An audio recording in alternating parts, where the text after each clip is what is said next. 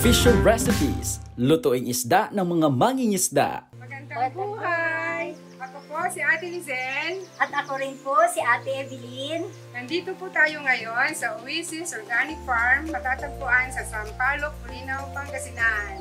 At ito'y kami tatangal daw, agisoro kami may isang fishy recipe, ang herb bangus tinapa. Sa pagdidibon po, may linya po ang mga tinik. Sa 3 liters of water, naglalagay po tayo ng kalahating kilong asin. Haluin po. Tapos, ibabad po natin ang ating boneless bangus ng 10 to 15 minutes. Habang binababad po natin ang bangus, i-ready na po natin ang ating ingredients. Yun ay ang lemongrass, tanglad, oregano leaves, curry leaves, chili flavor.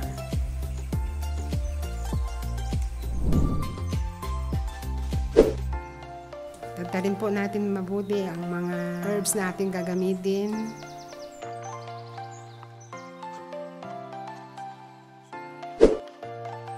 Ipapahid po natin ang ating mga ingredients sa bangus. Sa ibang flavor naman po, ganun din po ang ating paggawa. Ilagay natin ang lemongrass sa loob. Tapos, ilagay natin yung lemongrass leaves para po ma-recognize ko na siya ay lemongrass. Tuloy-tuloy lang po.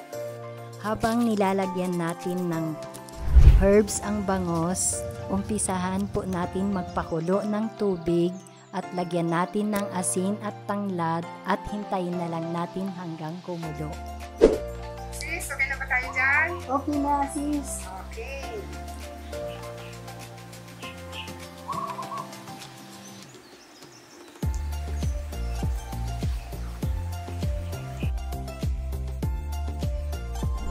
At i-steam natin ng 15 to 20 minutes. Hanguin natin ang bangus sa steamer bago natin ilagay sa tray at i-air dry.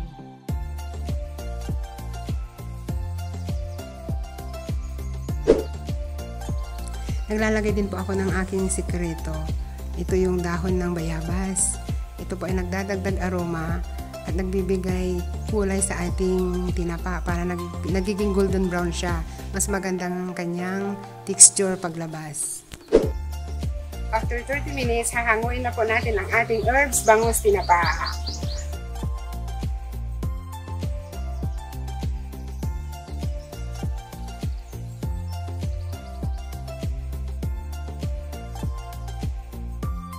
Ito na po ang finished product ng herbs bangus.